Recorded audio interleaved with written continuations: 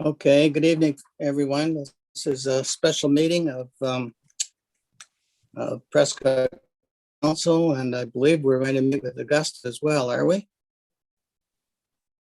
No, we're just with our group this evening. Yeah, just with us and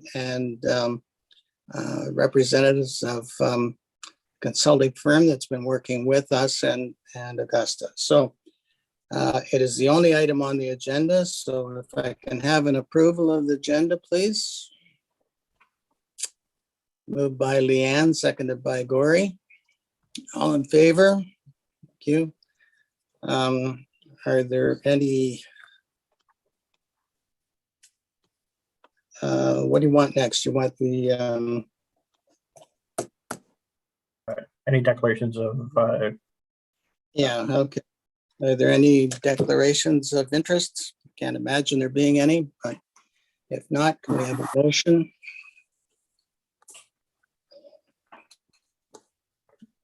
and then I think going right into the presentation.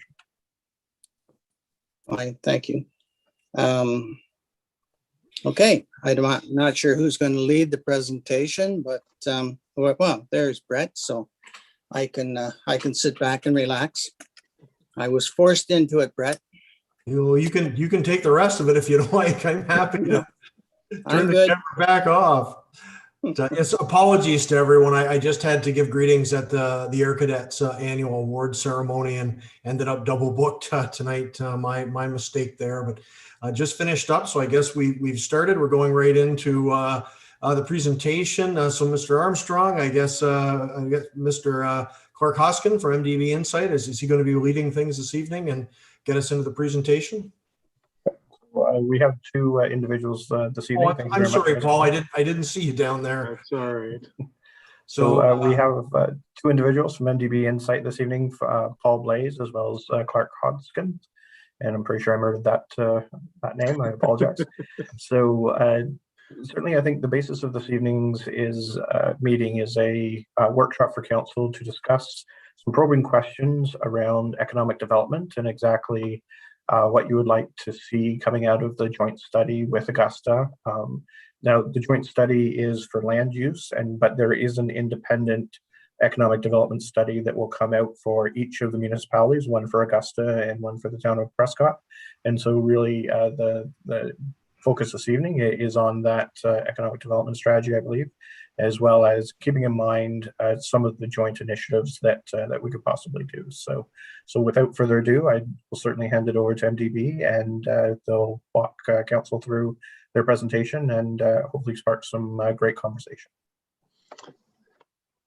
Excellent. Thank you, Matthew. Mayor Todd, thanks for that. If Matthew had delayed a little bit longer, I might have been going for a walk tonight, but Clark is here with me as well. Of course, my name's Paul Blay. We're with MDB Insight. We're an economic development consulting firm. We're based in Eastern Ontario, and happy to be with you tonight. Appreciate the time that you've given us. Hockey lovers will want to be done by 7:30. We may go to 8 o'clock. Ultimately, as I said a little earlier, it'll be up to you, because while Clark and I are going to do a presentation, maybe let's say 15-20 minutes to get everyone sort of up to speed with the project itself and give you a little bit of background information that we've collected thus far. The majority of the time we want to spend with members of council getting, as Matthew said, your feedback on the important issues and opportunities that are facing the town. So I'll go through a presentation. I'll pause at the end of the project overview, see if there are any questions. I'm gonna have to maybe adjust my screen. I can't see everybody in one shot here. I think there, that's a little bit better. No. Okay, I'll just make the screen a bit smaller. There's everybody. Excellent. Thank you. Sorry. So we'll project overview, give a bit of context, and then we'll be chatting. Ask you a few questions. I understand that you don't have the questions in advance. We're going to be talking about opportunities. We're going to be talking about challenges with respect to capitalizing on those economic opportunities, good things that have been going on in Prescott, that sort of thing. We will provide you with the questions afterwards if you have some things that you want to reflect on at a later point in time, over the course of the next few days. By all means, you can send your responses through Dana, or you can send them directly to Clark and I, and we'll have an email address at the end. Okay. Project overview. We had the blessing of being in Clark and I with about 4 or 5 other members of our team. We were in Prescott and Augusta on Friday and had a wonderful tour. Dana did a great job identifying highlights of the community for us to consider. And to what Matthew said, I'm glad that you said this, Matthew, but because it reinforces that we're doing the right thing with the project. We're going to be looking at that middle row, we're going to be completing a couple of economic development strategies, one for the town and one for the township. So you can expect a unique, your own economic development strategy at the end of this. It's been made clear by Matthew, Dana, as well as through the RFP all along that while we can, we'll have some broader strategic objectives, that the plan needs to be tactical. It needs to be very action oriented. It needs to offer ideas to implement right from day one. While we're doing 2 separate plans, we expect that we're going to uncover a few things in common between the town and the township that may be an opportunity for the 2 municipalities to work together. So we're going to highlight those separately in an umbrella document, I guess you'd call it.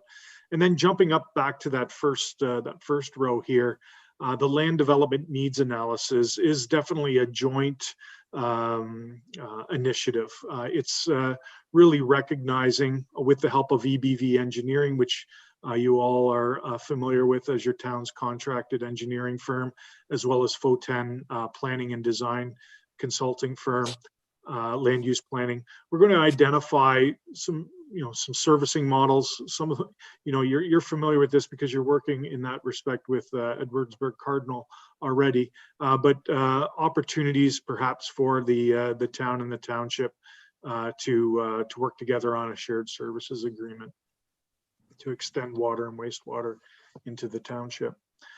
The project is broken out into 4 phases. We're in phase 2 right now. Where are we now? We're kind of in phase 2 and phase 3. Where are we now? Where do we want to go? Through the engagement, we're asking questions about sort of the existing state of the nation. And we're also asking questions in order to understand what the aspirations of the community are, what the ideal future situation is.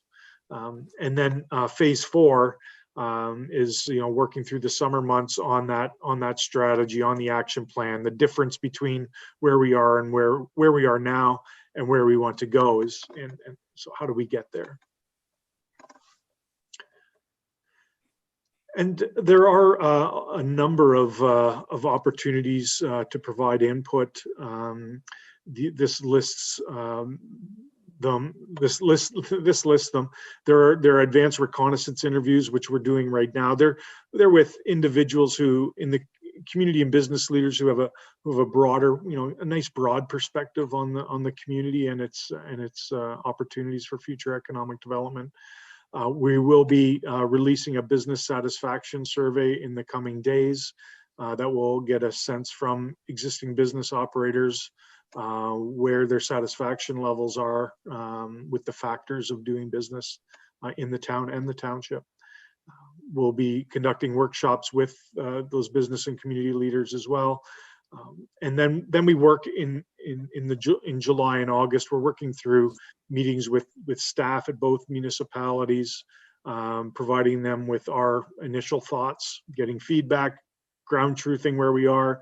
Matthew, Dana, Nathan telling us if we're on the right track or not, and working through that through till September, where we'll be back formally with you to provide you with a review or an overview of the draft strategy and again another opportunity to get feedback. Any questions about the the project itself?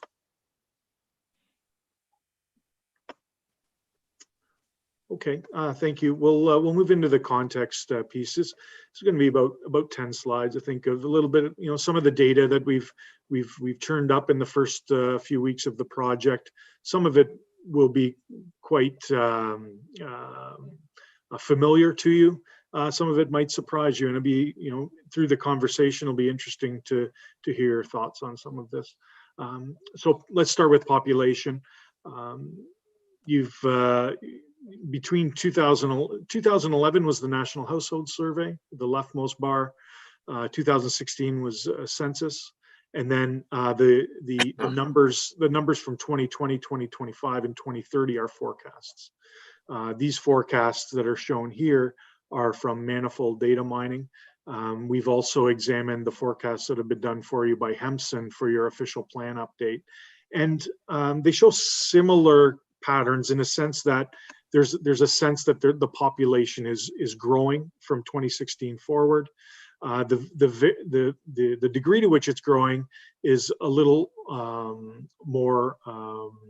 is a little stronger with the Hempson projections. Hempson projects a population increase from 2021 to 2031 of 210 people.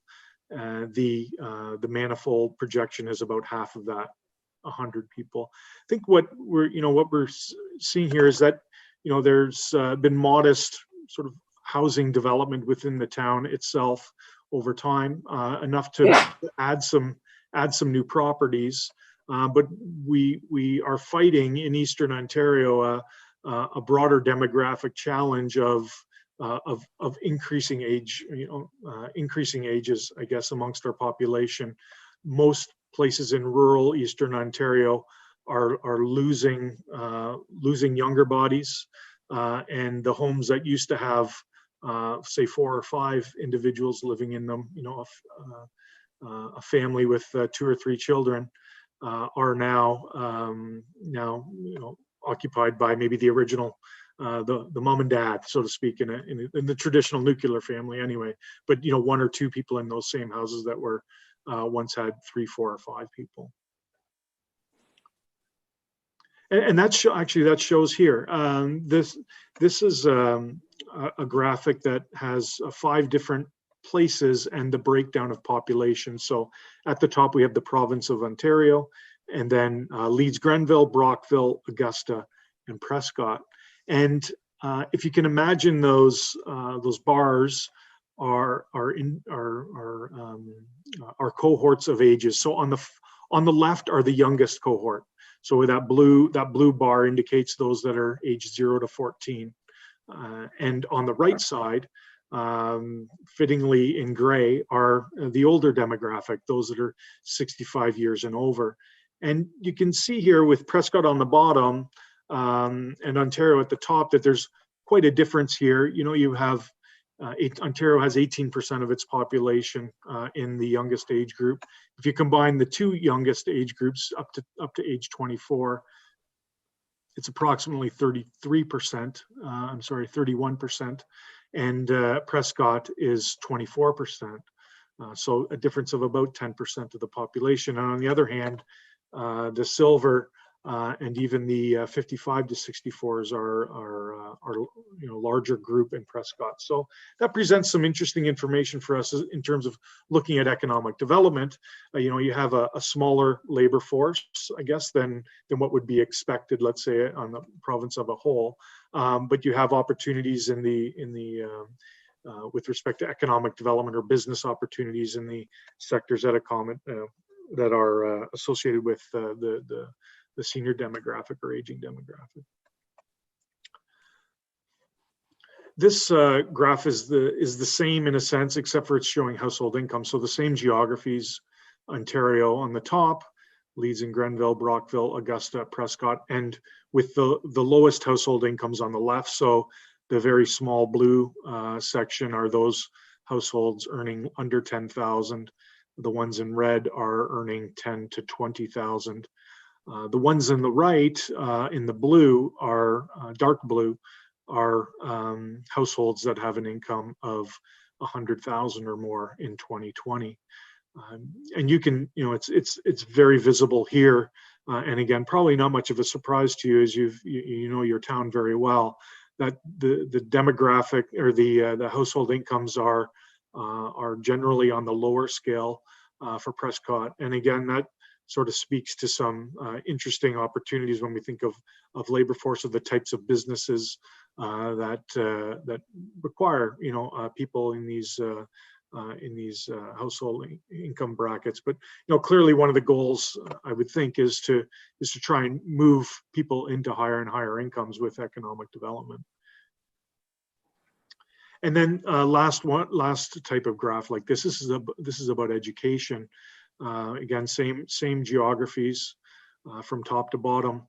And if you can imagine, I know the legend is very small on this one, but on the left you have the lowest the lowest education achievement level. So those in blue on the left have not received a high school diploma. They haven't graduated high school. The red or burgundy are those who have graduated high school.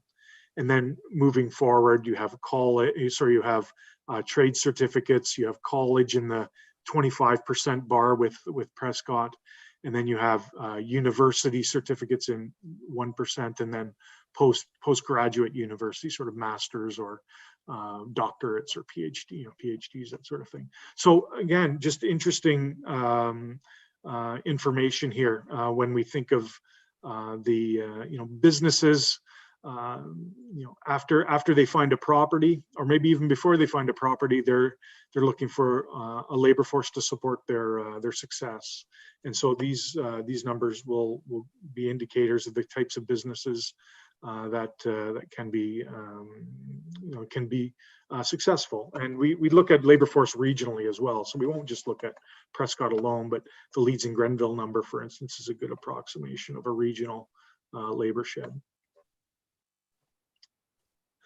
A couple of slides on business composition, the types of businesses that are located in Prescott. So you have 400, according to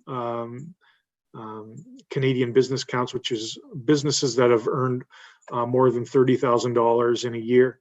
You have 487 of those. What's interesting to me about that is that 294 of those businesses don't have any employees. In other words, they're owner-operated businesses. So let's say 300 of 500, so 60% of businesses are owner-operated businesses in your community. 101 of those have 1 to 4 employees. So if less than 5 employees is about 400 of the 487 businesses total.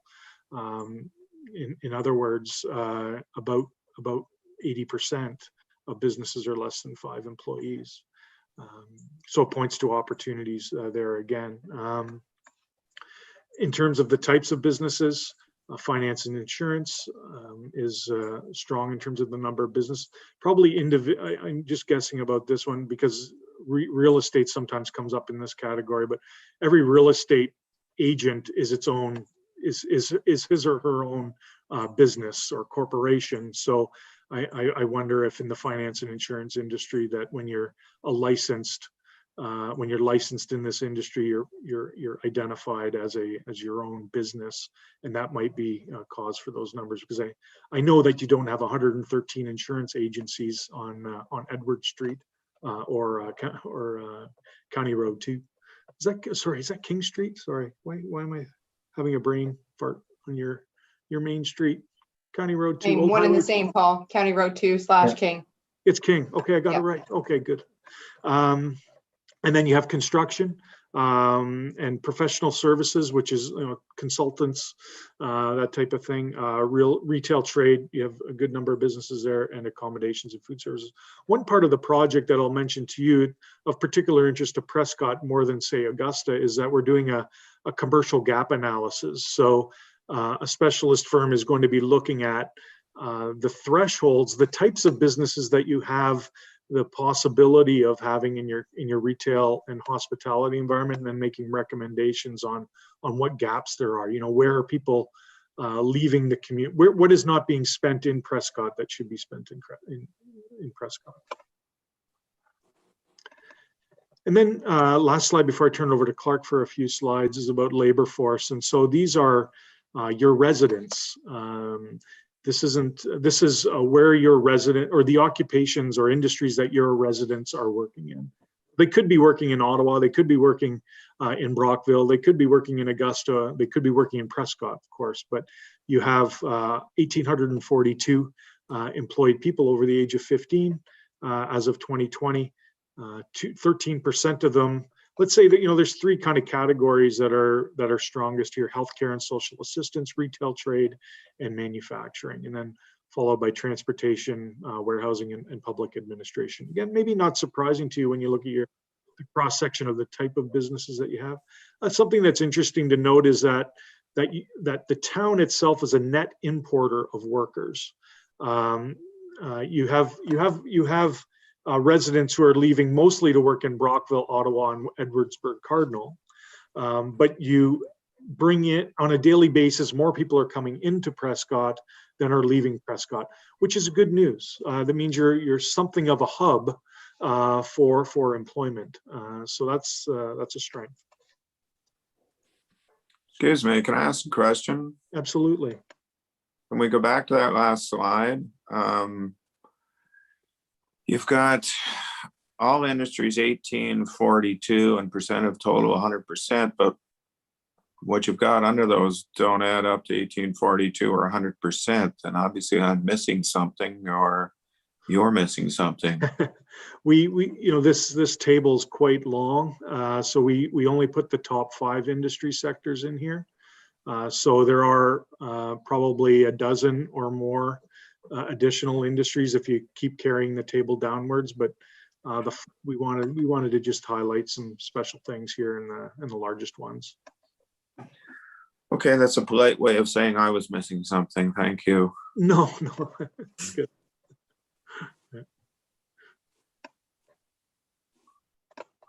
Hey, Paul, I can take it from here. Thanks, Clark. In terms of change in the labor force, comparing 2016 census with the data that we got from manifold data mining for 2020, we see increases in certain types of labor in the green at the top. So real estate, 17 jobs, 85% increase in employment or labor force. Finance and insurance, again, 24 jobs over the last 4 years. And in the professional, technical, and scientific area, 23 jobs, up 29%. So those are the 3 industry sectors that are doing well, or at least they're hiring more people. And then in the lower area, the pinkish and magenta color there, agriculture, labor force down 40% or 6 jobs, and accommodation and food down slightly as well, and construction down 3% and down 4 jobs. So just trying to give you an idea of those top and bottom end sectors there. And then in terms of top industrial sectors by location quotient, so what a location quotient, or LQ as we call it, is there's some calculations that we use based on business counts and employee counts, and then compare those numbers with other communities across Ontario to kind of figure out what your strong competitive edge is and what your weak competitive edge is. And in terms of Prescott, if we dig into some of those industry sectors, what we find is that you have a huge competitive edge on kind of electrical equipment, appliance, and component manufacturing, so related to one of your employers, truck transportation, and chemical manufacturing. So those 3 areas Prescott is very competitive in compared to other parts of Ontario. So that's a very positive issue. Now, on the weak side, those numbers aren't actually too bad. So it was hard to find particularly weak sectors, but suffice to say that anything below 1 is considered weak compared to other communities. So ambulatory healthcare services, so that kind of in-home care, educational services, and then the professional, scientific, and technical areas compared to the rest of the province there's a lower kind of competitive edge there.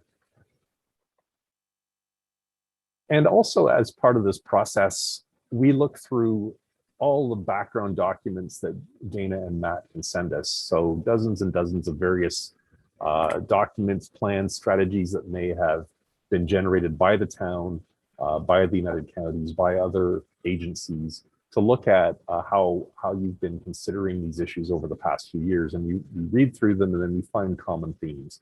And so these are the common themes that we've discovered in our review of the background documents, that there's a real interest in business retention, so keeping your businesses here and expanding them.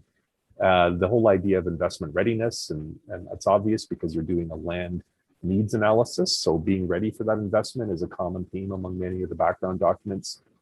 Developing your sectors, and we've already heard that tourism, agriculture, retail in the area of the two municipalities is very important. And another key area is that the sense of belonging to the town, the quality of life, the placemaking is something that has come up in all the documents as well too. So you definitely are very concerned about that. From regional trends, workforce development, and then finally cross-border trade. You're right on the border. You've got a bridge and a port right beside you. Obviously, that comes up quite often in your background documents as a potential, competitive edge compared to other communities that maybe aren't as close to the border. So, so that gives you a bit of an idea of what we're kind of reading about at the moment. Now we'll hear more from the engagement and consultations that we do, and then we'll try to match them up to some of these common themes. So I'll turn it back to Paul now for Sure. the workshop. Any before jumping into the questions, anything that you'd like to ask about those previous slides?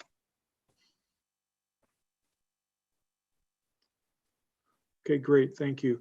This is an excellent opportunity for us. So again, thank you for your time. This is early in the process. You're setting the stage for us in a sense to help us better understand the opportunities and the challenges with moving forward on economic development opportunities. Clark is going to key in responses as we go along, so as a good record for us. So I think the first thing we'd like to just focus on are some of the accomplishments that that Prescott has had. You can think back as far as you'd like, frankly, but we're thinking over the last few years. We know that there have been some good things happening. They were visible on Friday, for sure. So if you could describe some of those accomplishments that you think you're particularly proud about, and maybe some of the strengths and assets that the community has, things that we can build this strategy around. What has the potential for more? Yeah.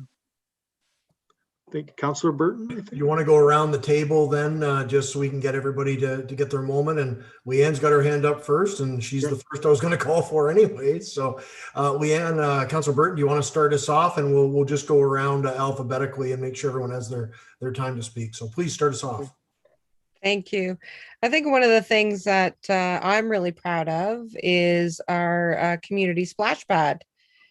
There was a small group of citizens that came together and raised some money, and then we got the Trillium Foundation grant. So that's definitely something that has been in the works for the last few years, and something to be proud of that we have accomplished this. And this is going to be our second summer. So yeah, it's something really, really proud of. Thank you. Thanks. Thank you very much, Councillor Burton. Anything further on that item? Other strengths? Sorry, I'll just let everybody else. I don't want to take up too much time. We'll just go through with everybody else. Sure, thank you. Just wanted to give you the chance there because there's obviously a lot we could review tonight. But thank you so much for that. So Councillor McConnell, please. Thank you, Mayor Todd. I'm going to hit the second part of that. What are Prescott's economic strengths and assets? Because quite frankly, I think that's the easier part of the question. Our strengths and assets are a large part of our strength is our location. We are on the 401 highway. We are practically at the junction of the 416 highway, which brings it down from Ottawa. So we're at a juncture of two major 400 highways, which I think is good for transportation, and probably which is why Crisco Transport is doing so well here. And we have two other transportation companies on the outskirts of town that are doing well. We have the port of, well, I was going to call it the port of Prescott, which is just east of us. It's now the port of Johnstown, I believe. But that also gives us a boost, because how many places on the St. Lawrence River actually do have a deep water port? The riverfront of Prescott was a deep water port for many, many, many years. And the fact that that deep water still exists gives us possibilities in the future to take advantage of that. The proximity to the chemical possibilities at DuPont, that's a large area that is underutilized right now, but it's one of the only two, as I understand it, areas in Prescott, in Ontario, they're actually licensed by the provincial government for chemical industries. The nearness of that to Prescott is a bonus as well. Up until recently anyway, the less expensive housing in Prescott has been a benefit here.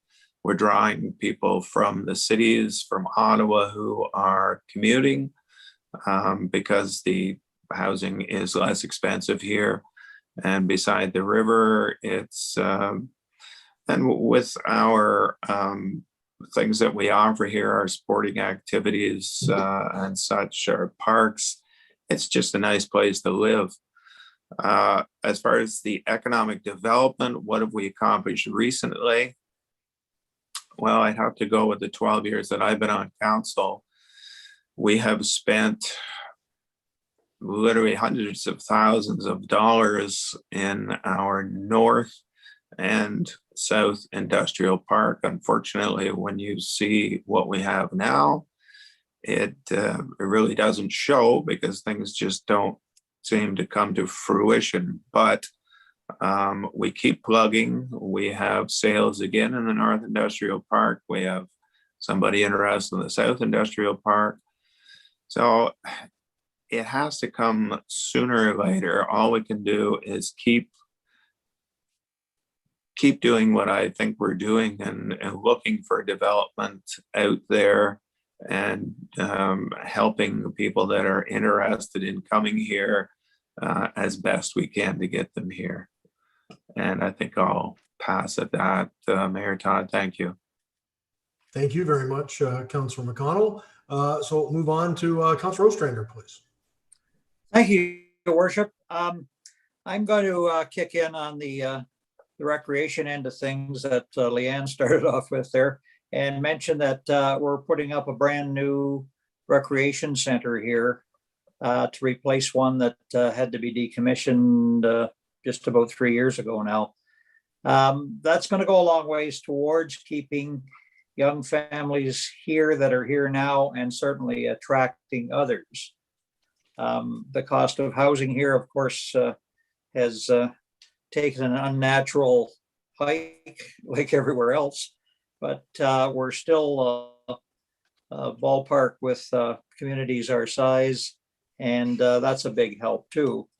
So I think we've got a lot of things going for us that can keep our overall age demographic trending downward a little bit compared to these past statistics, and including the ones we've seen here tonight.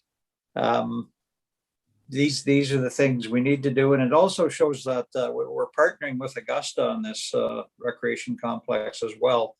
And that was a major component in securing the big funding dollars that we were just bequeathed with about a month or so ago to allow us to continue with getting our shovel in the ground this year at some point and realizing our dream, I guess, or our hard work over 3 years to get it going.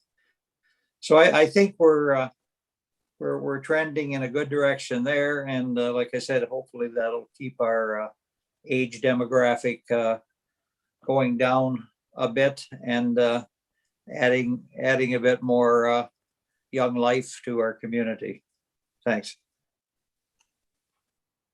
Thank you very much, Councillor Strander. Councillor Shankar, please. Thank you, Mayor Brett. A lot of the good things have been said already, so that's great. A couple of things that I'd like to add. Pre-COVID, we were filling up the main street with new businesses, with a new $4 million apartment building project. So I think that has 16 units in it. That's going to add to the downtown, and it's going to attract people to the area. Just like the Mariners Club has attracted a group of individuals that are either retired or that can afford it to Prescott and really enjoying the lifestyle down here. We do have some projects on the go, as Councillor Mcconnell mentioned, in the industrial parks and in and around the where the grocery store is and everything, and that's not public yet, but that's all good news, and it's all pointing in the right direction. A big sale of the lands in the North Industrial Park will lead to more commercial opportunities, and I think it looks good for Prescott and surrounding area. One thing that Councillor Ostrander mentioned is our partnership with Augusta has been really fruitful. Without them, I don't know if we would have got the grant for the rink. So that's a $10 million bonus right there. If we're saving money by working together, like I think I read somewhere that Edwardsburg Cardinal just bought a brand new grading machine for their roads, and I was kind of like, well, that's surprising because we're borrowing Augusta's, we're borrowing their grading truck and they're using our street sweeper. Say that quick. So that is a very fruitful partnership that I think will help us in not just now but down the road in the future. So I think it's looking good for economic development. As mentioned, we're on the highway, we're on the waterway. If and when we get the upgraded internet, I think it will become even more attractive. When I talk to realtors, they say that's one of the very first questions they get asked, what's the internet like? Because people are, with COVID, working from home. So it's all very positive. Thank you.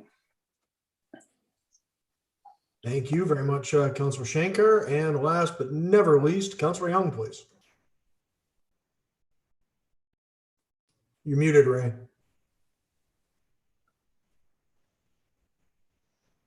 I even figured out how to change it. All right. In addition to the cost of housing, we should mention that our land costs are very competitive for new industry. Compared to 20 years ago, 15 years ago, our taxes are more competitive than they were at that time. We used to be a higher in the higher group tax-wise, and now we're far better than that. And another bonus that we have from back then, and I call it an economic strength, is that we have dedicated staff looking at economic development. And those are areas where we have improved. Not to mention we have a terrific council to go along with it all. But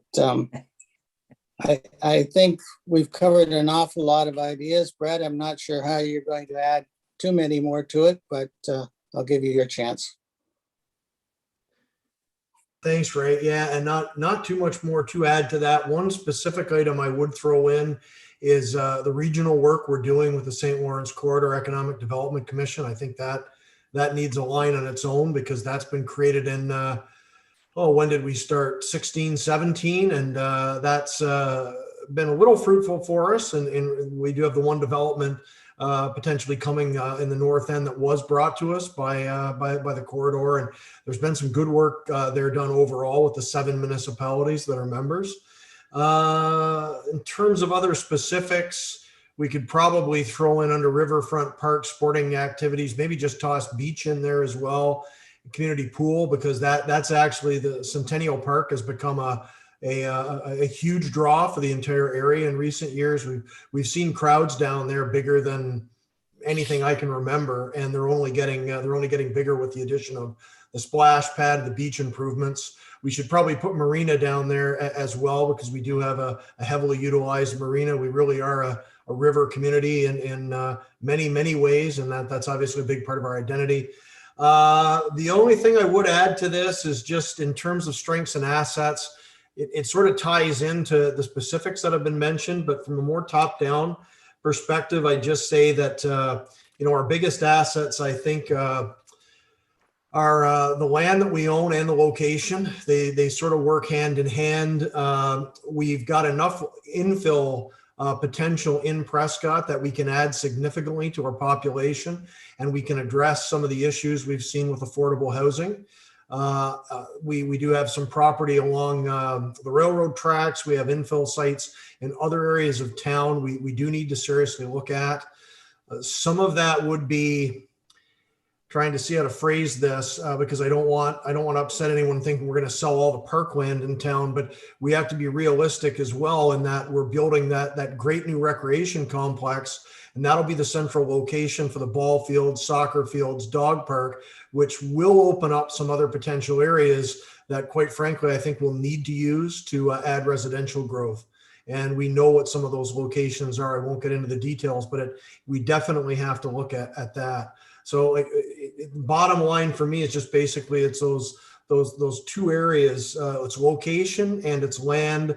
And also, again, it's been mentioned, but that partnership with Augusta is huge, because there's more residential property right in our borders that could really impact on us across the board. Even if the actual growth takes place in Augusta, we're really adding to Prescott, because some of it will potentially involve the extension of town streets. When you look at the area immediately to our west, between Highway 2 and the 401, there's a lot of room there for residential growth. There's room north of the 401 as well. And I think, one of the biggest strengths that we have overall is this overall discussion with Augusta, because that will allow us to designate land use. We have the commercial in Prescott along the 401, which I think we do need to recognize as our employment lands. That's where we can make a real difference in terms of employment and adding new jobs and new services, commercially and industrially. And then we've got the residential component there that a lot of it will go into Augusta, but a significant amount will come from infill and Prescott as well. The one thing that always scares me with these slides when we start off and look at the demographic projections, because people have a tendency of looking at demographic projections as destiny. I think that is absolutely not the case. And we really have to make sure that with this plan and with our official plan, we need to really tackle this because the financial numbers as well indicate we have a real need for more affordable housing in town.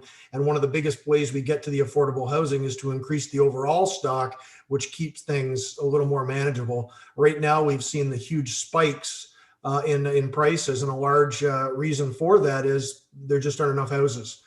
in Prescott and Leeds Grenville overall. So, we do have the land for that, so we can focus on it. So from a top-down perspective, the strengths to me are location and the land assets we have. And of course, that ties in with this great partnership with Augusta. But other than that, no, I think pretty much everything is really covered there. We just got to come up with really good forward-thinking policies to make sure that we really capitalize on this, because we need to grow.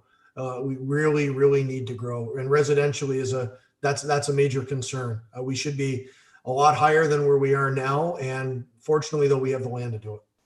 So I think that's all I have in terms of specific observations. Thanks.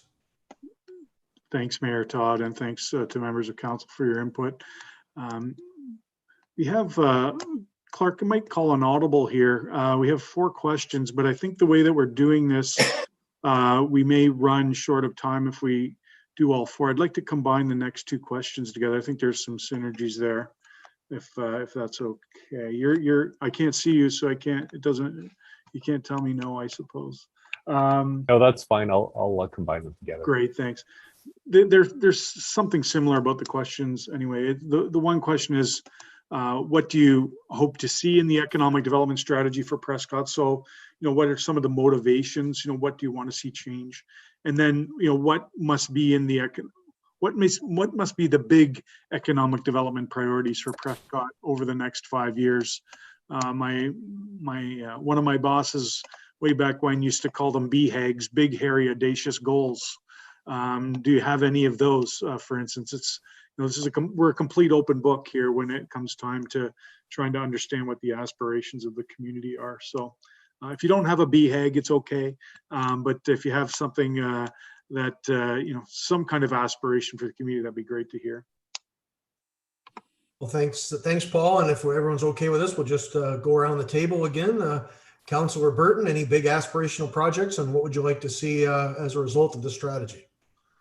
I think it's important to create awareness for economic development programs to increase the quality of life, help business owners expand their existing businesses, I think is major. We are already investing in our own community with the CIP program. I think it's been well utilized over the last few years. Affordable housing for the young families and seniors definitely will bring more people in, and we have to work on tourism opportunities as well,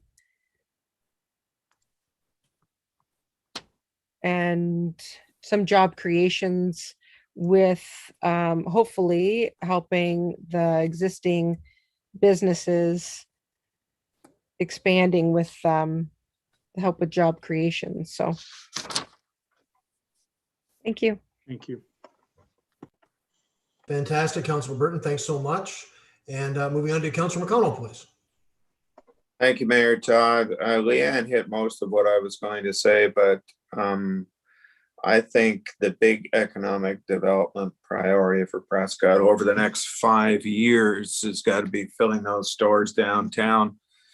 We've got a variety of buildings downtown which are in poor shape because people aren't doing anything to them. They're using them as workshops. They have the windows blockaded so you can't even see in them. I think one of the initiatives that we've taken in the last year, and I forget the actual name of it, I'm sure Dana has it. It's the initiative where we had businesses brought up to speed on the internet, where they could do business on the internet. We had a number of businesses participate in that, and I think that's the future saving grace for our stores downtown. If we can fill those stores that are not depending on economic survival in Prescott in those stores, but are doing business on the internet and that's their base, and they are open where people can walk in the door, then I'd say that is a saving grace for our downtown. And I think we've had success with that in the past year, and I think we should continue with that. Leanne mentioned affordable housing, and Mayor Todd, you mentioned the availability of land. And as you all know, I walk around a lot and I see the possibilities for land. It may not be where somebody that wants to build a $400,000 house is going to build a $400,000 house, but where somebody that wants to build a $200,000 house would be quite happy to build there. I think we need to take an overall look from the air at Prescott and make some better land use of the property that we have below the 401 for housing, and push that.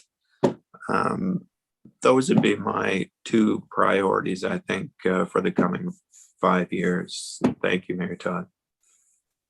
Just to chime in, that's the Digital Main Street program. That's it. Thank you. I knew you'd have it. Thanks very much for that, Lee. And moving on to Councillor Strander. Mike, take it away. I just hate going third or fourth because all the good ones are taken. Anyway, I think what has already been said is probably the core of what we need to look at going down the road. One of my pet peeves is Woodland Drive that runs northeast, just east of our grocery store, Canadian Tire location in the north end. And I think we need to, it's one of those areas that was a great idea 10 or 12 years ago, and then it's just kind of died on the development table or something. Anyway, I think it needs to be looked at. The advantage it has, it would put 15, 20 homes or maybe more within walking distance of our two elementary schools. And that's a big help. That takes a couple more school buses off the road. We've got 15 or 18 of them on a school day over by the two schools. We don't need any more. But anyway, I just think it's one of those hidden gems that we need to look into. It's got a few snags along the way. Nothing, I don't think, that can't be rectified, but it's a part small business development on that stretch of land as well. So there could be probably 4 to 6 smaller businesses maybe put in there. I know it's been looked at by different councils and various groups over that. I say 10 or 12 years. Ray could probably correct me on that, but it's maybe more like 15 or 20. But anyway, it's been sitting there for some time. And I just think it's one of those things that maybe we should get at. I know we're currently heavily involved in our north industrial park off of Development Drive. And there's a lot of work to be done there as well. And there again, that's sort of a bit of a tail end arrangement with Augusta, because if we go all the way out there, it ends at Merwin Lane in Augusta Township. So it's just another one of those partnership things that our square kilometer and a half or whatever, 2 kilometers, whatever we are, butts up against our neighbors, and we're starting to make use of those close ties that we have had. We're now actually putting them into actual reality, which is nice. So here's hoping. It's just I know it's wishful thinking in some ways, but then again, things that have been around a long while really should be either livened up and made something of, or maybe plowed under, I guess you could say. But I think Woodland Drive holds some promise, but it just needs a little bit of luck, needs a little bit of cooperation, and little bit of foresight, I think, into the future. Thank you. Thanks very much, Mike. Great points. Councillor Shankar, please. All right, thank you. So one of the biggest things I see over the next 5 years is we need to get more housing. We need to get more residential growth. I think a study we had seen last year showed that maybe we'd have in 20 years like 400 new people in Prescott. You know, if that's that may not be exactly right, but I think it was close to that. I think the next 5 years is critical for Prescott because a lot's happening. You know, Edwardsburg Cardinal is doing a really good job attracting big businesses like Giant Tiger, and Giant Tiger is supposed to expand, and they're hiring a large workforce. Now, you know, they're jobs nonetheless, but there is a lot of people that are working at Giant Tiger but living in Ottawa. So if we can provide housing and we increase our residential quota, that will only help our little city, you know, and being the hub.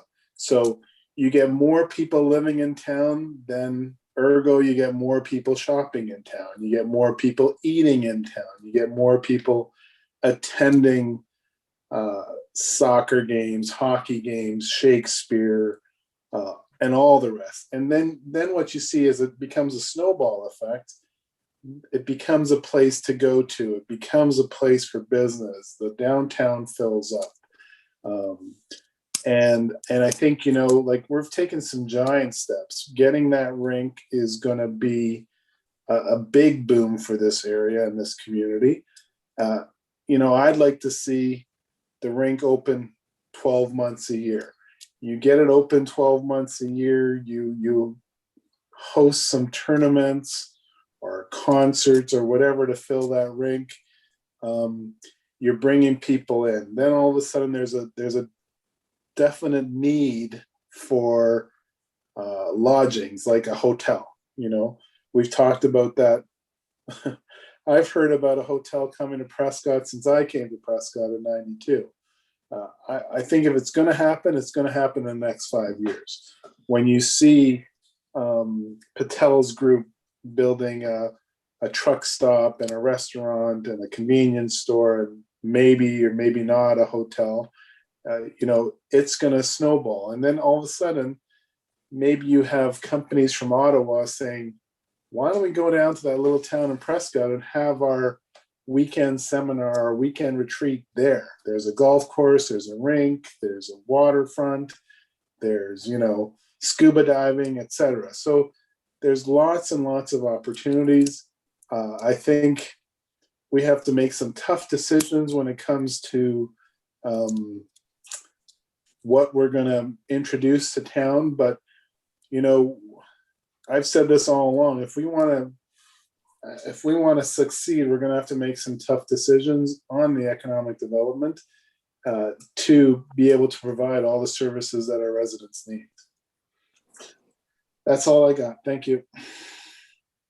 Thank you very much, Gory. Some fantastic points there. The overnight accommodation, of course, is key, and hopefully we will see that resolved finally and put away decades of waiting on that one in the next 5 years. Councillor Young, please. Okay. All of the above are doable. And as we start to do more of them, one of the biggest negatives will disappear, and that's attitude. And we have to convince the people that we can grow this town and we can make it more successful.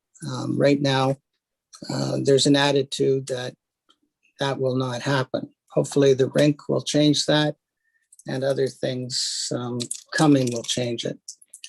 As was pointed out by Gory, one success will lead to more success.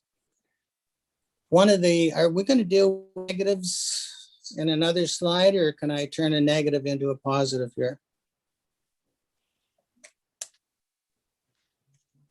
You can turn a negative into a positive, I'm sure. Yeah, or state the Okay. negative. I mean, it's your floor.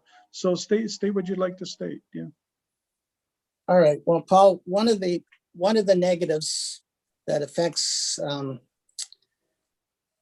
growth in the northeast quadrant, that is where Woodland Drive is, Mm-hmm. and north of the 401 is the water table is extremely high. I am told it was never that high before, and now it has backed up as if there are beaver dams preventing the flow of water from that area down to the St. Lawrence. I don't know whether that's true, Mm-hmm. but that's what I've been told. I've been on a Zoom meeting with Edwardsburg Council last Monday night when they received the first report from the Robinson Consultants. It's an engineering report for the construction of Newport Municipal Drain. Unfortunately, the focus of this report only deals with Commerce Drive to Riley Street, which is in Wexford, and everything below the 401, below the railway tracks, and thus below the 401. I'm not sure whether better drainage in that area is going to help above the 401. Mm-hmm. There might be some help, but I think we need to do a bigger study. And this would involve Edwardsburg, Augusta, and Prescott to drain that amount of water out of there. It affects Augusta with a tremendous amount of housing potential up at Cedar Grove Road and Edward Street. That area referred to as Sealy's property, the 80 acres on the northeast side of the overpass. That's wet and has to be drained before it can be developed. And we know from the other side of Edward Street, the trouble that we're having with water in our industrial park, the amount of drainage we've had put in. And anyway, I think draining that swamp up there will be a tremendous benefit to all three municipalities. So anyway, that's Thank you. that's something we can turn into a positive if we do something about it. Totally agree. Thank you. Absolutely. Excellent points, Ray. And just a note for Paul and Clark, we basically did lose a significant economic development opportunity there when Speedy Transport went from North End Prescott to North End Brockville about, was it 6-7 years ago? And it's a while now. And they set up shop there because of issues with the land conditions on the north side, which sort of sparked us to add more drainage back there that Councillor Mcconnell referred to earlier. But it's still an ongoing issue, both in the land we own and across Edward Street on the Sealy property and the north side of the 401 as well, extending from Augusta into Edwardsburg Cardinal. It is definitely something that needs to be looked at for the benefit of all three of us. Okay. That's a big one. So Okay. Thanks for Ray. Ray, do you have another comment on that? I do, Brad. I'm sorry, I forgot. It was about the one of your slides in your presentation showed the negative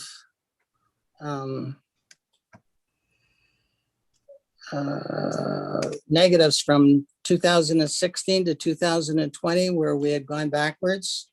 Okay. I was surprised to see retail business was not in there because we've lost an awful lot of retail. Mm. That's the slide, right? We've lost an awful lot of retail in there, and I would have thought from my point of view, it was significant retail. I was in that field, but I certainly wasn't the only one. There were lots of good stores that have been lost over the last few years for a number of reasons.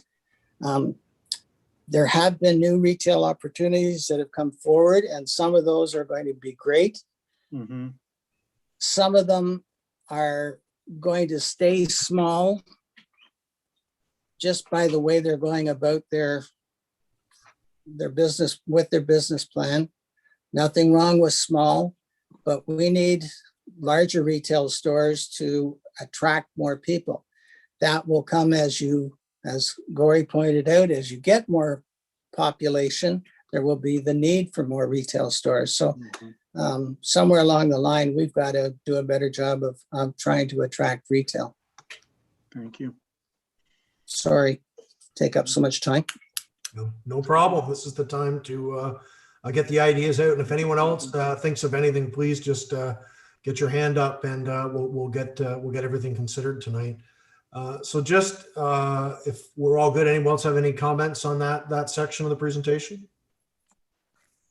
Seeing no, I just have a couple things I'd like to touch on. And I guess the first question, what do we hope to see in an economic development strategy for Prescott? I just did want to respond to that. That's actually the easier said than done part of this, but what I'll say, and it actually, I think it's relatively easy to implement, although like Gory mentioned, there'll be some tough decisions here as well. But the first step here for the strategy for Prescott and for Augusta, because this is all going to connect, is we need to designate that land use. We do have some questions on what we're going to seek infill on in Prescott, because some areas, some members of council would be happy to see filled in, some residents would be happy to see filled in, and some would not. So that's where the tough decisions sort of come there. But we have to look at the designating of land use. We have to decide what we're going to designate as residential for development, and what we're going to maintain as highway commercial, or that industrial commercial that we have been.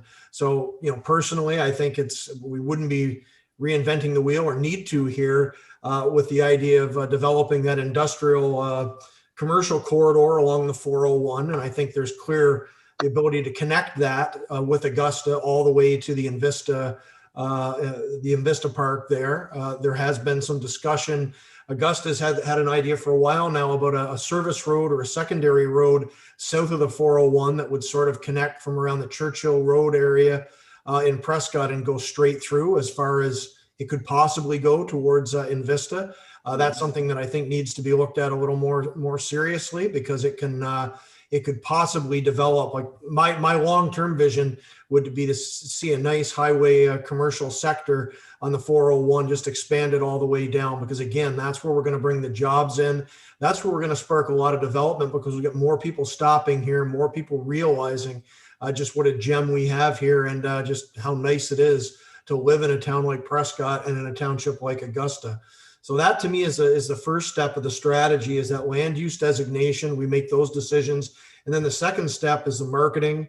We have to look at the expansion of the CIP in certain key areas that we've talked about a little bit with regards to the OP. And I know the consultants doing the official plan. I've sent them some information on some of the housing and so forth. And I think they'll be including that for council to take a look at. And those are the action steps. So really, it's sort of a two-pronged approach I see as the strategy itself: land use designations, including Augusta, and then the marketing and the implementation stage, which I think can happen pretty quickly once we absolutely designate how we're going to deal with the actual land we have. In terms of the big economic development priorities, I think in no particular order here, but the first one I've got is filling the industrial commercial corridor along the 401, as I mentioned, from Prescott into Augusta.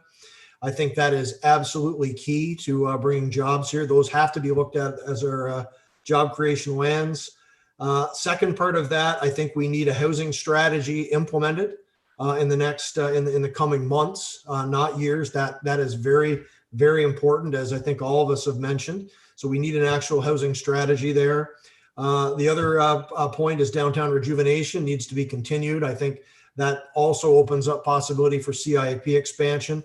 The housing strategy can also involve CIP dollars as well. And then the fourth point is just the overall connections with Augusta. I think we have to make sure all of this takes into account the township as well as the town of Prescott when it comes to that industrial commercial highway land, when it comes to all the residential possibilities. That ties back into what Ray was mentioning about making sure we're development ready, because there are some questions on some of those areas, particularly north of the 401 with the water. And yeah, I think that's it. Those are my 4 points: filling the industrial commercial, housing strategy, continuing and bolstering downtown rejuvenation, and then the overall Augusta connectivity and making sure we're working together on all those items. Nice. Oh, and one thing I would add that probably should go on the strengths page that we forgot was the transit pilot program. I think that should be listed as a strength in the previous slide, because that's got some real potential for bolstering local businesses. I know Giant Tigers, even they're talking about utilizing it for some of their staff. And I think that's something that'll be a nice regional boost to us all. But yeah, that's what I have. Thanks very much. Awesome. Excellent list. Thanks to everyone. Did anyone who was earlier on think of something that hasn't come up that you may want to mention here? Councillor Burton? Thank you. I think one of the things that should be mentioned is a strong partnership between staff and council. You know, I mean, we have that partnership now, and it's very, very strong. And I think it's a great partnership right now. I think we need to definitely continue that. To do positive things for our town. So thanks. Thank you. Excellent point. And I think someone did mention it, a side point as well, but I just want to note that, I mean, this council and the previous council has done a great deal in terms of embracing economic development. We hired our first full-time ECDev officer. We just hired a business development officer as well. We did some tremendous work in COVID, and we're definitely, for a small municipality, we've really put some skin in the game here, and council and staff overall need to really be, that's got to be looked at as a major strength, because without that, I don't think any of these opportunities and partnerships really come forward as strongly as they have. So excellent point by Councillor Burton. We've been very proactive there, and we've really laid the groundwork for some great things. And COVID set us back, unfortunately, but I think we're positioned as well as anybody to come out of COVID very, very strongly. So back to you, Paul and Clark, for the next slides. Thanks. Danny, you said that they hadn't seen the questions, but I think Councillor Burton somehow did. She's fully anticipated the next question. Who are your partners and collaborators? How do we make these relationships work better? So I personally wasn't thinking about staff council, but that's an excellent one. I was thinking of, organizations that have been mentioned already. That the Township of Augusta has been mentioned several times. St. Lawrence Corridor, the Shakespeare Festival theater group, for instance. These kinds of partnerships all make something go and click when it comes to economic development. Are there others that, well, you tell me, are the ones that I've mentioned, how do they help, and what other ones could potentially Edwardsburg Cardinal would be another one. Okay. Or other neighboring The township. Yeah. Thank you. And I would say Leeds and Grenville County too, just from a staff perspective. They can course, definitely yeah. be a potential partner moving forward. Thank you. City of Brockville is another good one. They were a big, obviously the major part of the transit pilot program. Thank you. And two others I'd mention, the Eastern Ontario Mayor's Caucus and the Eastern Ontario Leadership Council. Is the Leadership Council through the regional network, are they the ones working on broadband improvements, or are there other relationships? That's EORN. I'm actually on the board of EORN as well. We could list EORN too. We are a funding partner there, and we've been supporting both the GIG project that we're advocating for at the EORN table, and also we're a funding partner in the cellular broadband. We just awarded that contract to Rogers. Great. If I may, Absolutely. Just Councillor Burton, anything else? And we'll just go around the table again. No, I was just thinking maybe the chief could chime in here and see how, how the relationships work through the fire department. If he has any comments about that. Yeah, good point as well. Randy, anything to add there? I know we've got some tremendous partnerships with the fire companies in Leeds Grenville, particularly with Augusta and Edwardsburg Cardinal, but I know it's a great working relationship with all Leeds Grenville. I think, well, thank you for the opportunity, first of all. When you look at the fire service and you mentioned our neighbors, we've had mutual aid for many years throughout Leeds and Grenville. And it's a great way to work with my colleagues in the field, understand how they conduct business, share ideas, don't reinvent the wheel, but there's just, it's great to see, how one other municipality handles an emergency situation, and something you can always learn from. I'd written down a couple of things, and everyone hit the points. And I think something of the waterfront, a place where families can go, tourists can go, and they don't have to put their hand in their pocket. I've seen many people go down to the waterfront with their families, in the summertime picnics, all those kind of things. I think the fact that the current community center that we have now, whether you could have artisan festivals, I always think about different opportunities to attract, someone like that, where you could have an artisan festival, sort of like where people can come and purchase, whether it's artwork, pottery, whatever the case may be. When you look at some of our neighboring municipalities and these little niche markets they have, and I think what everyone has said about, you come to Prescott once, you have a great experience because there's so many things to be able to do. The dining options, and I certainly agree, other ideas for music festivals, and because obviously with COVID, we haven't been able to do that, and something even on a smaller scale, but like a small rib fest or something like that. So I'll end it at that, but thank you for the opportunity to speak.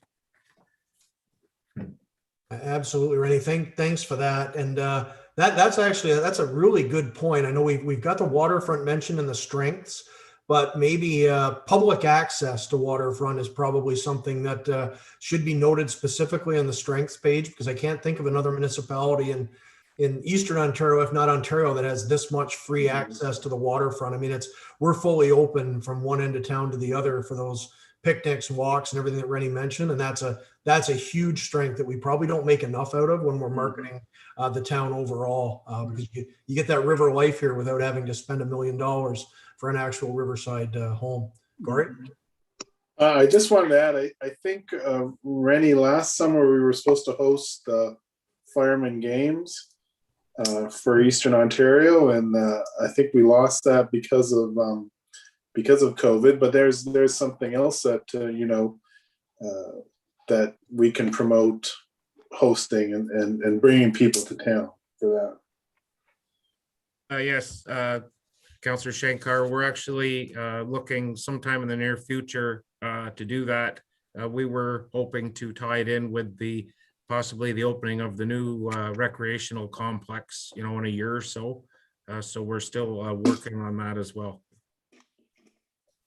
Great. Rennie, is that kind of event done in partnership with, the city of Brockville or other communities, or do you do that on your own? It's thanks for the question, Paul. It's a cyclical event where various fire companies across the area hold the games. So sort of like an Olympic style event where there's many events and family involvement and things like that. So I know there's been work done here about hosting it, as I said, in a few years when the new complex opens. Okay. Thanks very much. So, sorry, one more thing, Mayor. We've talked about so much about our riverfront and how beautiful it is, and I know we've got a few projects on the go where we want to have some lighting down by the riverfront and along the pathway there. I think, I know I've gone 2 or 3 times to the Festival of Lights in Brockville, and sometimes, doing the same thing that they're doing is the best form of flattery, but it brings a lot of people. I know when I went, there was a lot of people that drove through Blockhouse Island, but if we did something like that, maybe at our riverfront, and it's a walking path, I thought even once COVID is cleared up, you could have like artisans pitching up tents along that waterfront walkway, and baking companies selling baked goods, artisans selling their stuff all along that pathway up and down. It may not be something that we can do this summer, but in the future, that's might be an idea for that. Prescott pop-ups. We've already got the name, Gory. Ooh, good job, Dana. We're on the same page for sure.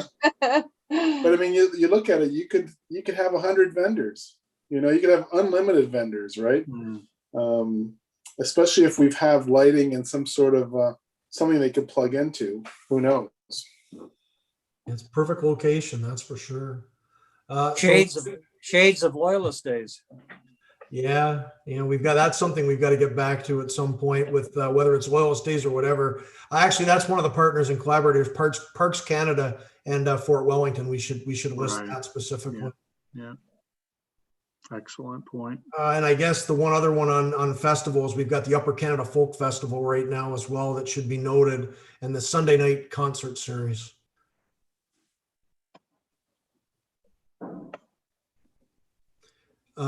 Councillor Burton, did you have another one? I did. A few years ago, we did the Business Showcase and Expo. That was fabulous. That was ran it in our arena, and then we had to move it to Cardinal. But people came from Cardinal to Cornwall to Ottawa. I mean, everybody was coming to be a part of this Business Showcase and Expo, and it was fabulous. So I think the more events that we have, people will come to Prescott, realize that this is a fabulous place to be, and take residency here, and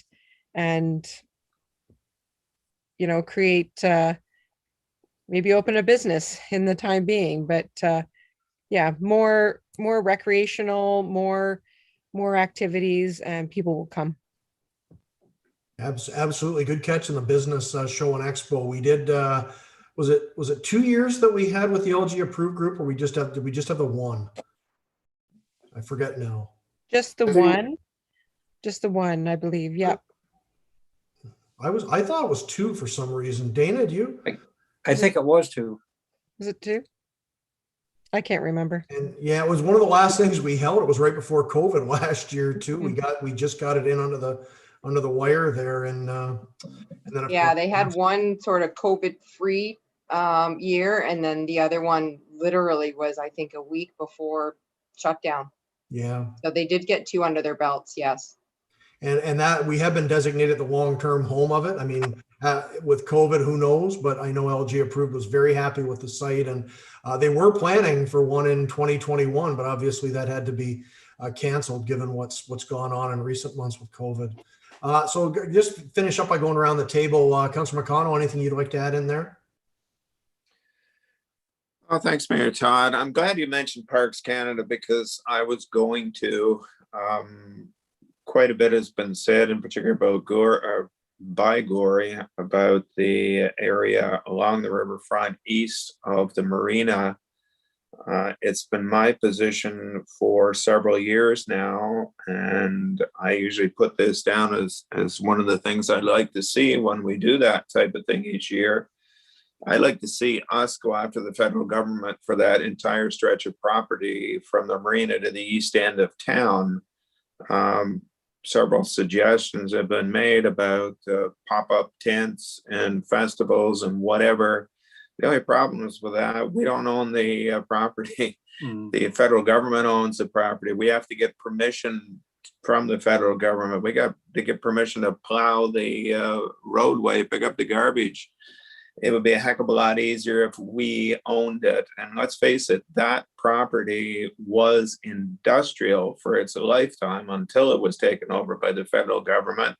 They have no claim to it. It has been always part of the industrial and commercial lifeblood of this community, and it's time that we took it back. There is lots of opportunity for things to go on there that would not impede the view of the fort. Parking, for one thing, we can park below the Fort Hill in front of the fort and move the parking away from the marina. We've talked about a hotel on the so-called hotel property beside the marina. It's been my opinion ever since I've been on council and listened to the different reports that we've had, that is not a viable, it's just not a viable thing. A $6 million, $7 million, 4 or 5 story hotel there that is going to have people in it for a few months in the summer, it's not going to work. The hotels that are being built and that were successful and have been successful along the river are the type of hotels that we have in our western border, are the type of hotels that we have across the river. And an ideal spot for one of those, which is what I think we should have for the river, is south of the golf course. From the area where the trees are in the east end, I would leave that coming west to the foot of Boundary Street. If you've walked down there, that's a huge area from the river to the road. And to me, that would be an excellent spot for a 1 or 2 story motel type of business that could be started, added on to. You could have conjunction with the golf club, play and stays. Golf club they could use the golf club's a restaurant as far as that goes. All kinds of possibilities there. The area actually east of the marina, in my opinion, we need a new municipal building in this town. The one that, well, I was going to say the one that we're in, you may be in it, I'm not in it. We haven't been in it for quite some time because of COVID, but it's been apparent for years that it is not suited for a town hall. It's 3 stories, which we don't need. We can't heat it. We can't cool it. The maintenance dollars on it are horrendous. We have other facilities in town that could be combined into one facility. And to me, the corner of East and King stretching down to Van Cognitt Street would be the ideal place for that type of thing. It would put the town hall back in the main street. And if you're talking about partners, when we look at Parks Canada, we pay actually nothing for them to draw in thousands of people a year to visit the fort. What better place to build a museum would be the opposite corner from where the fort is on Van Cognitt and King. It would be a natural draw for people coming to the fort, and it would be close to the marina. It'd be right on the King Street on the highway. So I think that is something that we should do, what we should go after. And as I said, Parks Canada is a major, would have to be a major player there. The other thing that people haven't mentioned is the variety of sporting clubs, organizations that we have in the town. For a lot of the cases, they are not partners of ours, but I believe they should be. I think the possibility of those organizations doing better with help from the town would be good, with more involvement from the town. our new arena has been said it's geared to younger people. Well, it's not only geared to younger people. It's going to have a walking track, which is geared to older people. It's going to have community rooms that are rented out, which is geared to all ages. So sporting goods draw, or sporting events draw people to town, whether it's a curling bonspiel that's running over a weekend that draws people from Quebec, from Western Ontario, all over, a lawn bowling tournament, a midget tournament, pickleball tournament, all those things, all those sporting groups should be, if they're not already, partners of ours. So it's something that may be overlooked, but I think it's something that we can do better with. Thank you. Thanks very much, Lee. The only thing I would add to that, full agreement on virtually everything you said, but the one thing that the consultants should know there's contamination issues with the soil and the one property that we did get from our study a number of years ago when Golder and Associates looked at it. That needs to be addressed. And the other area, as well, as we did mention, it's got it's huge potential there for development, while maintaining, of course, the public access. But there's great opportunities there, as Lee mentioned, but there is a real possibility. That was a coal yard. There would be oil. It would be a significant challenge for the cleanup. But if we could address that with the feds, it definitely could open up some tremendous opportunities. But it's just something that should be noted. The contamination issues, they're known in the one area over towards East Street. That property we do own. There are conditions on it. The feds have said in the past, this goes back to 2015, 2016 now, but the feds have said they would be willing to change some of those restrictions on the development there. But we did get an environmental study back when we were looking at development back at that time frame, 16, that did show contamination on that site. And as you get further east and you get into the more heavy former industrial usage, chances are probably pretty good there's some contaminated soils there that would take some significant remediation. Okay. But otherwise, it is a beautiful spot for exactly what Councillor Mcconnell was talking about. And up next, Councillor Strander, please. I don't know what I could say for a final comment, but I do know that when we host events in town, if in fact we are hosting, they're a lot of work. Taste of Prescott is probably as good an example as any. But if we outsource events, they still require a bit of management and oversight, as far as it is our town and we want to make sure they paint within the lines type of thing. So yeah, timing, everything, scheduling, all that stuff has to be taken into knowledge of planning and looking ahead when you do that. To say we might need an event planner in town, I really don't know whether it would come to that or not, but there has to be some core knowledge of larger events. You mentioned a summertime festival or something. Those things require a lot of planning, and they require a lot of, shall we say, in housekeeping along the way type of thing. So all good ideas, but you have to take each one at value and sort of take the broadsheet out and have a good look at it and see if it fits both timing and people and personnel and all that. So it's good stuff. So here's hoping we can put a lot of it on our to-do list at some point. Thanks. Thanks a lot, Mike. Gory, anything further on this? No, I think there's been a great input from everyone and lots of good ideas. It's making these ideas happen, and that's what I'm hoping these two guys will do for us. Absolutely. Councillor Young. Nothing to add, Brett. Thank you. Thank you. The only, I guess, the other I would probably note somewhere in here is social service clubs. We do still have a number operating in town.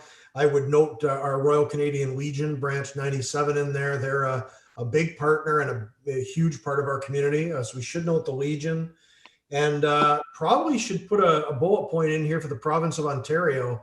And not to slight the support we've gotten federally from our local MP and the federal government, but I mean our relationship with the province of Ontario, I don't think has ever been better. We've received a lot of funding grant opportunities. That was a huge part of the $10 million.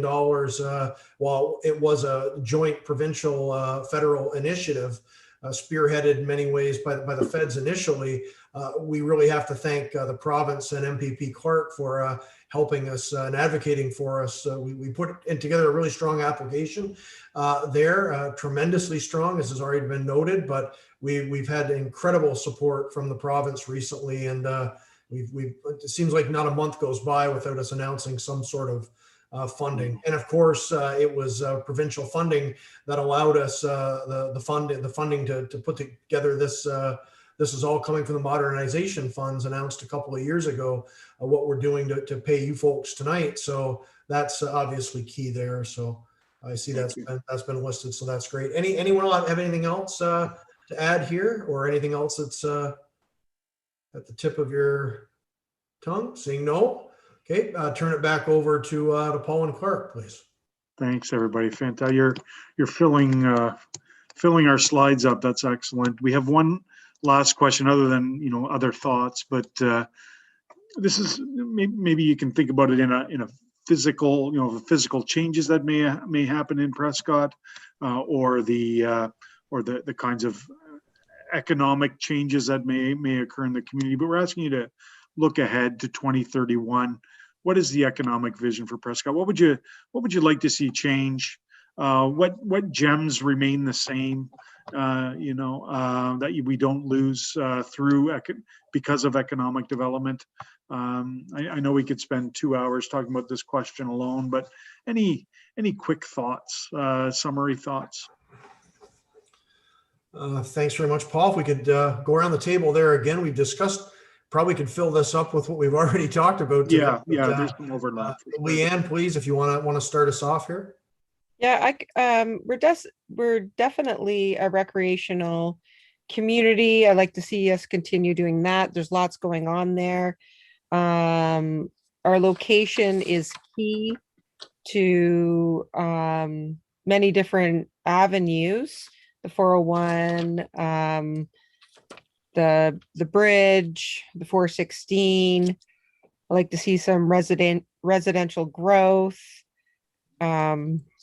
I'll let others chime in too, because you're right, Mayor Todd, we've already touched on a lot there. So I'll let everybody else chime in. Thanks. Thank you very much. Councillor Mcconnell. First of all, I hope I'm still here in 2031 to see whatever is going to come down. You're never sure these days. Who would have thought 2 years ago that we'd be sitting at home doing this on a computer because we're afraid to get together? I think I've expressed what I would like to see happen and should happen in the next little while. So I'm going to pass on this one. Thank you very much, Councillor Mcconnell. So Councillor Strander, anything further to add on that the vision piece? I'd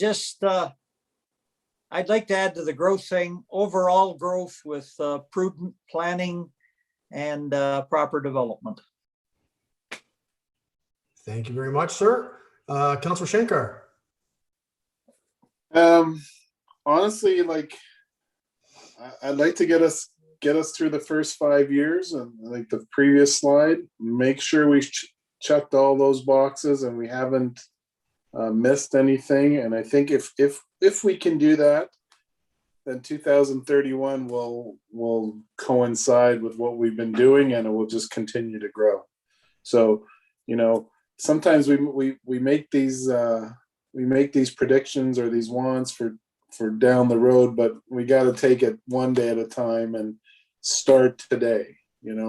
Not oh, we'll do that by 2031. No, we got to start today by having these meetings, by having special council meetings, by getting public input, and continuing to do what we're doing. So I think as long as we do what we say we're going to do, we'll be right there.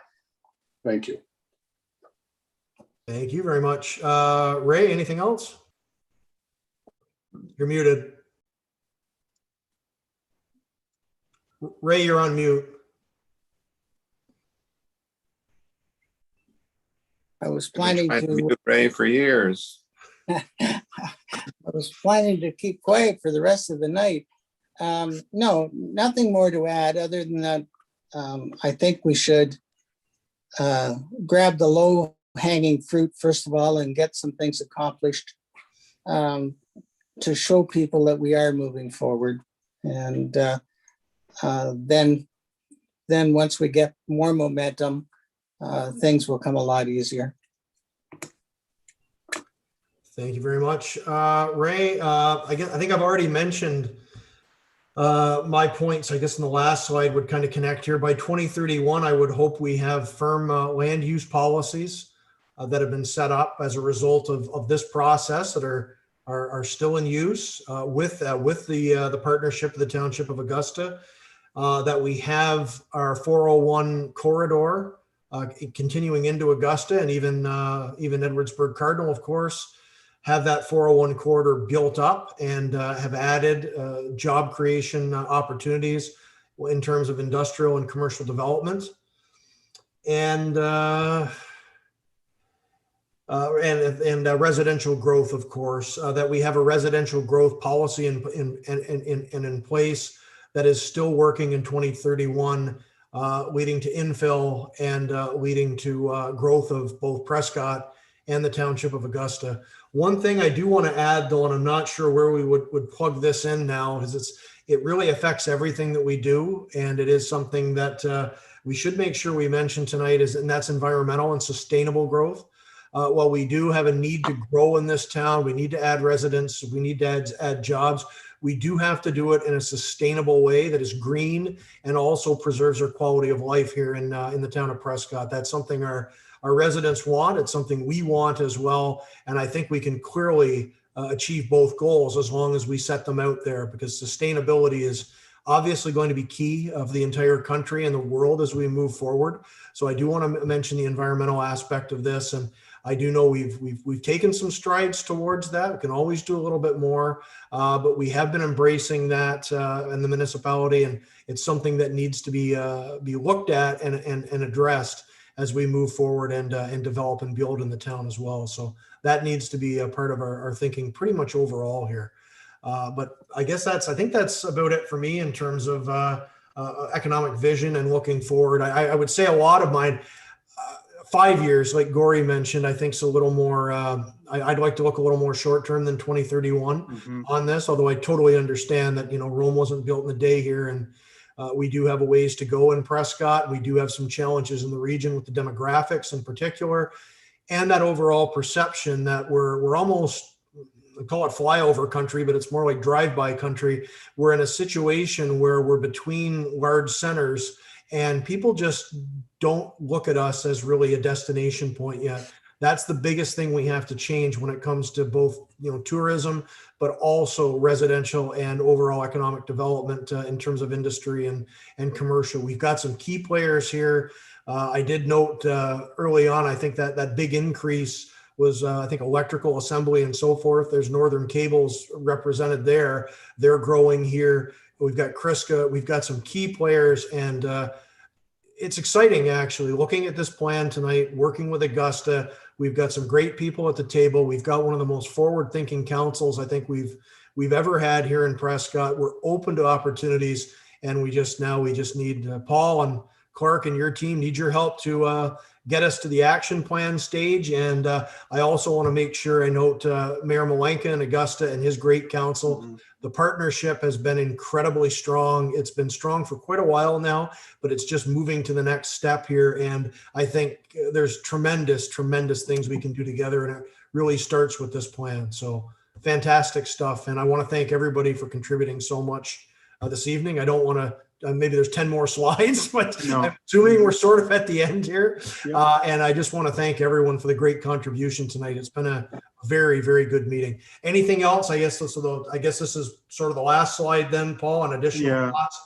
Anything else anyone would like to bring forward tonight? And of course, just to remind everyone, obviously this isn't the last kick at the can. Anything comes up, please email it in to Matthew, and he'll make sure it's forwarded on to MDB.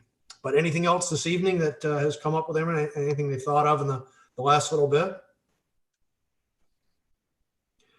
Okay, not hearing anything. We have covered a tremendous amount of ground tonight. So Paul, for I'm assuming review of next steps and closing words tonight. Yeah, exceptional. Thank you, everyone. And know that we mentioned just before you came on, Mayor Todd, that we'll circulate the questions in case there's additional thoughts.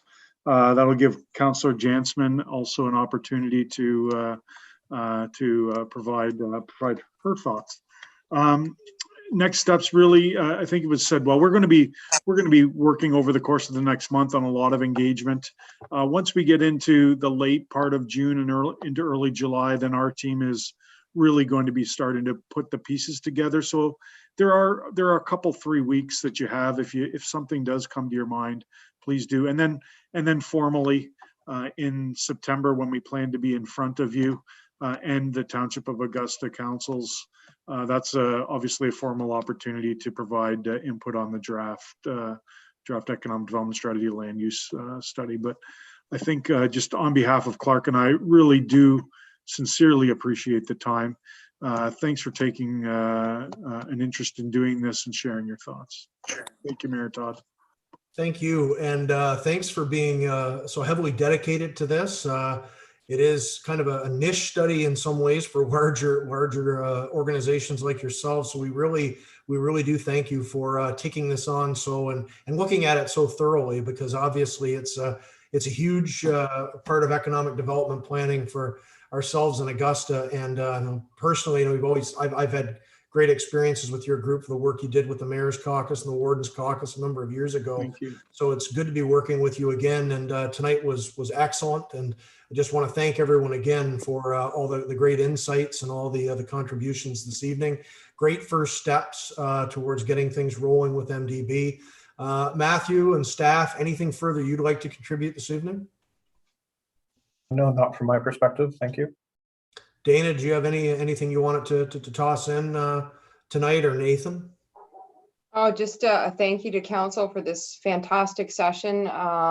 Really inspiring to hear everyone's ideas, and really looking forward to seeing it all come together in the economic development strategy. And just a note to our staff that are involved, there will definitely be lots of other opportunities for consultation. So this is just the first of many conversations that we'll be having over the next couple of months. Thank you very much. Anything else from other members of staff? Nathan, did you have anything you wanted to add this evening from your perspective? No, I was just I would add that it was a great presentation, and it's interesting to see all the thoughts and the kind of the linkages, I guess, that all the councillors have for the different things that can happen, and how to kind of web this all together, to have some successful action items going forward. And look forward to helping you out where I can on it. Thank you. Rennie, you chimed in a little earlier. Anything else from your perspective? I guess one last thing perhaps is embrace our heritage. I just, living here all my life, basically, and just, the different festivals, as we've said, and just the building construction and just how we preserve that. So I guess that's a little bit that I have. Thank you.